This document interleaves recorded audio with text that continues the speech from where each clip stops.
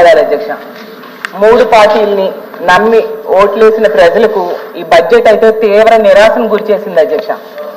ఎందుకంటే బాబు షూరిటీ భవిష్యత్ గ్యారంటీ అనేది ఒక అసత్యము అనేది ఈ బడ్జెట్ ద్వారా తెలిసిపోయింది అధ్యక్ష.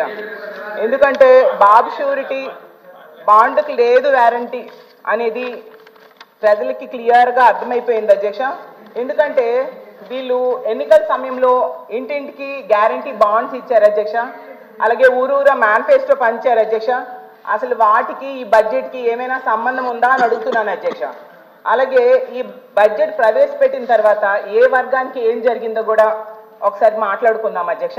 ఏం చేశారు, ఎవరికి ఏం చేశారు, ఏం చేయలేదు అనేది. అయితే 2.5 కోట్ల మంది మహిళలు నమ్మి ఓట్లు వేశారు అధ్యక్ష.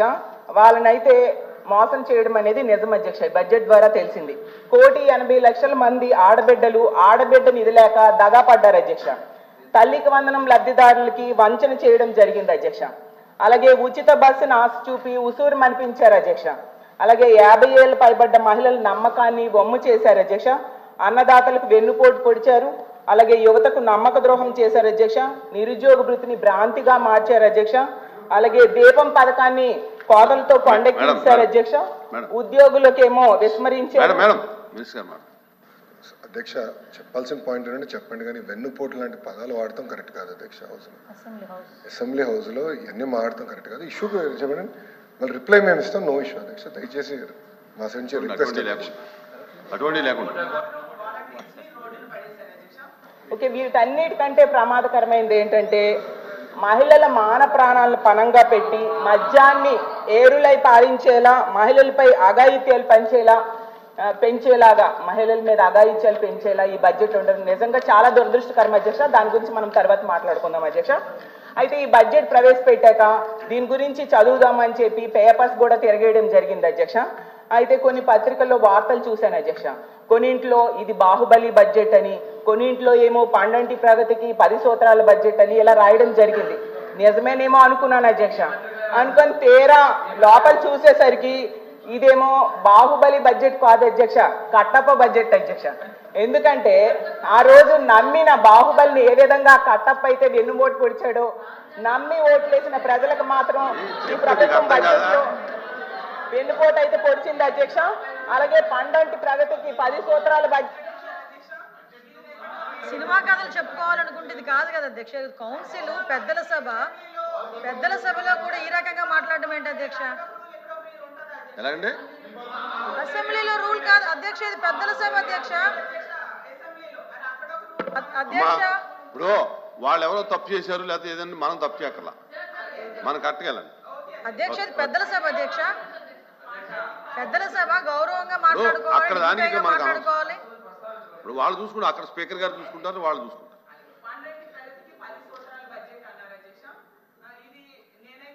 మేడి పండు లాంటి బడ్జెట్ అధ్యక్ష. ఎందుకంటే మేడి పండు చూడ మేలమై ఉండు, పొట్ట విప్పి చూడ పురుగులుండు అన్న చందంగా పైకి భారీ సంఖ్యతో బడ్జెట్ ఉంది అధ్యక్ష. కేటాయింపులు చూస్తే మాత్రం అంత అన్యాయం అయితే కనిపిస్తూ ఉంది అధ్యక్ష. అలాగే గౌరవ ఆర్థిక మంత్రి గారు కౌటిల్యుడి కొటేషన్తో బడ్జెట్ ప్రారంభించారు అధ్యక్ష. కానీ కౌటిల్యుడి కొటేషన్లో ఉన్న స్ఫూర్తి మాత్రం కేశవ్ గారి ఎలొకేషన్స్లో లేదు అధ్యక్ష. ఎందుకంటే ప్రారంభంలో ఆ పుస్తకంలో చూశాను అధ్యక్ష, కొటేషన్ చెప్పారు. ఏంటి? కౌటిల్యుడు అర్థశాస్త్రంలో చెప్పినట్టుగా సామాన్యుల సంతోషమే రాజు సంతోషము, వారి సంక్షేమమే ఆయన సంక్షేమము అని చెప్పారు అధ్యక్ష. ఆ కొటేషన్ చూసి బడ్జెట్ అంతా సంక్షేమం పేరే వినిపిస్తుందని ప్రజలందరూ కూడా బలంగా నమ్మారు అధ్యక్ష. అలాగే గౌరవ ముఖ్యమంత్రి గారు గతంలో చెప్పారు అధ్యక్ష, సంక్షేమ పథకాలు బటన్ నొక్కి అమలు చేయడం అదేమైనా పెద్ద పనా, మూలను కూర్చున్న ముసలమ్మ కూడా సంక్షేమ పథకాలు అమలు చేస్తుంది అని చెప్పి గతంలో ముఖ్యమంత్రి గారు చెప్పడంతో ముఖ్యమంత్రి గారి వ్యాఖ్యలు అవ్వచ్చు లేదా ఈ కొటేషన్ చూసి ప్రజలందరూ కూడా సంక్షేమానికి వరదల నిధులు పారిస్తారు అనేసి బలంగా నమ్మారు అధ్యక్ష. చూసేసరికి ఆ కొటేషన్స్ లో ఉన్న స్ఫూర్తి మాత్రం ఈ బడ్జెట్ ఎలికేషన్స్ లో మాత్రం కనిపించలేదు అధ్యక్ష. అసలు ఈ కొటేషన్ చూసి మహిళలందరూ కూడా చాలా ఎమోషన్ ఫీల్ అయ్యారు అధ్యక్ష. కానీ ఎలికేషన్స్ చూశాక అన్యాయం గురయ్యమని చాలా బాధపడుతున్నారు అధ్యక్ష. ఎన్నికల్లో ఏమో హామీలు ఫుల్గా ఇచ్చారు అధ్యక్ష, బడ్జెట్ లో మాత్రం నిధులు నీళ్ళు అయిపోయాయి అధ్యక్ష.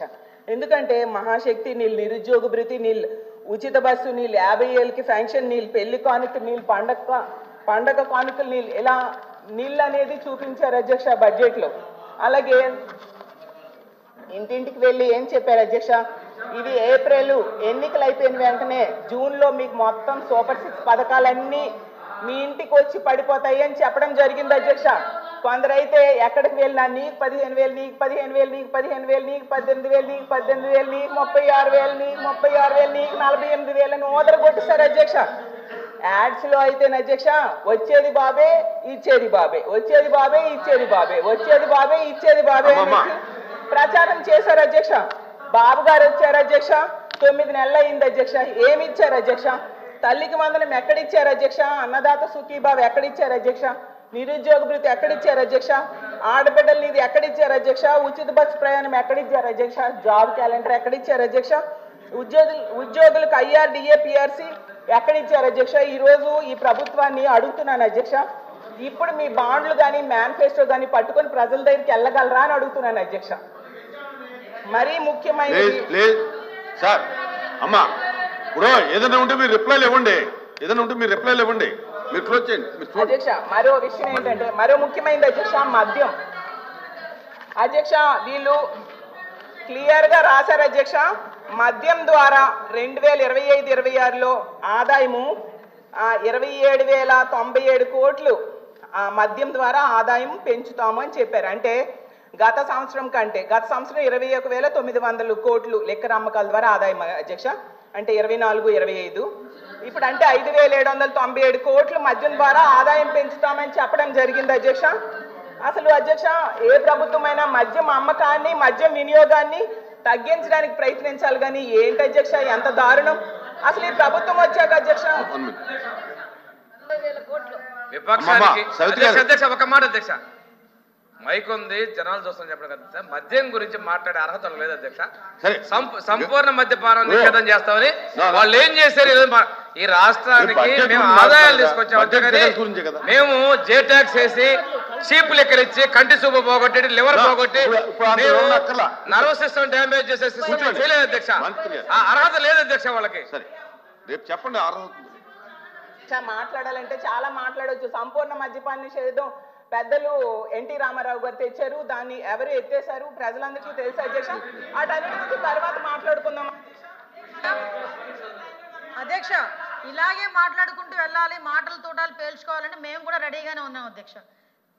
గౌరవ మంత్రి గారు చెప్పారేంటి లాస్ట్ టైం మీరు కంపారిజన్ చెప్తున్నారు ఆదాయం గురించి ఈ ఆదాయం గురించి. అమ్మా 5 నిమిషాలు వినమ్మా, నువ్వు చెప్పిన దానికి సమాధానం చెప్తున్నా. దానికి సంబంధించి మంత్రి గారు ఏం చెప్పారు అధ్యక్ష? సంపూర్ణ మద్యపాన నిషేధం మీరు చేస్తారని మాట ఇచ్చున్నారు అప్పుడు ఎన్నికల్లో, దాన్ని కూడా చేయకుండా కల్తీ మద్యాన్ని ఇచ్చారు, దానివల్ల చాలా జనాలు ప్రాణాలు పోయినాయి అని క్లియర్ గా చెప్తే ఎన్టీ రామారావు గారు తీసుకొచ్చారు. అఫ్ కోర్స్ నిజంగానే హ్యాపీ ఎన్టీ రామారావు గారు పేరు ఈ సభలో తీసుకొచ్చినందుకు ధన్యవాదాలు. కానీ ఇలాంటి ఇదే కాంట్రవర్సీ మేము వెళ్తాం అధ్యక్ష ప్రతిసారిను. అధ్యక్ష బెల్ షాప్స్ కి అయితే వేలం, సంతల్లో కూడా వేలం వేస్తున్నారు అధ్యక్ష. అది అందరూ మనం పేపర్లో టీవీలో కూడా చూసాం అధ్యక్ష. ప్రైవేట్ మద్యం షాప్స్ అలాగే పెర్మిట్ రూమ్స్ ద్వారా మద్యం అమ్మటం ఇవన్నిటి వలన 20% లిక్కర్ అమ్మకాలు పెరిగాయి, 40% బీర్ల అమ్మకాలు పెరిగాయి అధ్యక్ష. మరి అది సరిపోదన్నట్టుగా ఇప్పుడు కొత్తగా బడ్జెట్ లో 25% అమ్మకాలు పెంచి ఆదాయం పెంచుతామని చెప్తున్నారు. ఎంతకంటే దారుణం ఏమైనా ఉంటుంది అధ్యక్ష? ఇలా అయితే అసలు ఇప్పటికే ఎందాకే డిస్కస్ చేసుకున్నాము, మద్యమే కాకుండా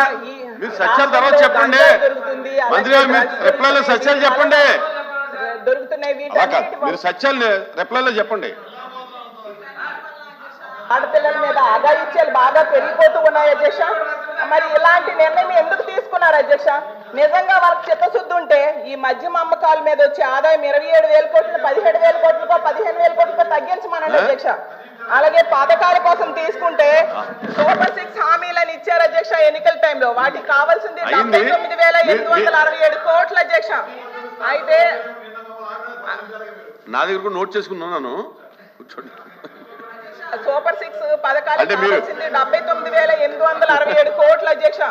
కానీ బడ్జెట్ లో పెట్టింది మాత్రం కేవలం 17,179 కోట్ల అధ్యక్ష. ఈ రోజు ఇంత ఘోరంగా హామీలన్నీ కూడా లేకుండా చేయడం నిజంగా చాలా దారుణం అధ్యక్ష. ఈ రోజు ఆడబిడ్డ నిధికి కావాల్సిన 32,400 కోట్లు పెట్టలేదు అధ్యక్ష. యోగాలకు కావాల్సిన 7,200 కోట్లు పెట్టలేదు. ఉచిత బస్సు కావాల్సిన 3,500 కోట్లు పెట్టలేదు. 50 ఏళ్ళకే ఫంక్షన్ పెట్టలేదు. ఇలా తీసుకుంటే తల్లికి వందనం అయితే 13,112 కోట్లు కావాలి అధ్యక్ష. అధ్యక్ష నా 10 నిమిషాలు అవ్వలేదు అధ్యక్ష. లేదు ఇచ్చింది మాత్రం 8,000.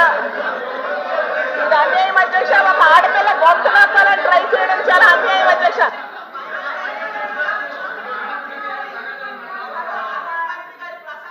మనము చూసుకోవాలి అధ్యక్ష.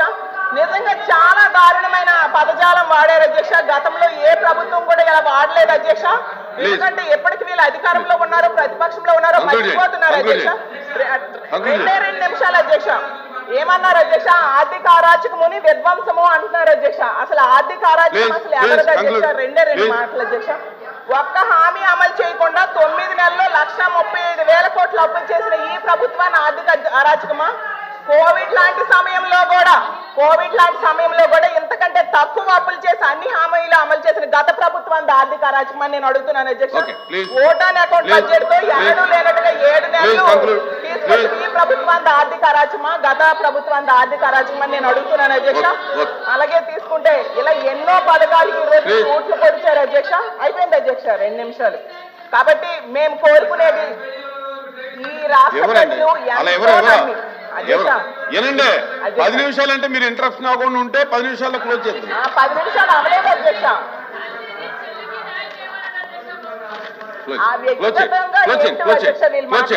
అసలు ఒక గౌరవమైన స్థానంలో ఉండి కూడా అయినా ఒక ఆడపిల్ల చేస్తున్నారు. అయితే అధ్యక్ష కూర్చోండి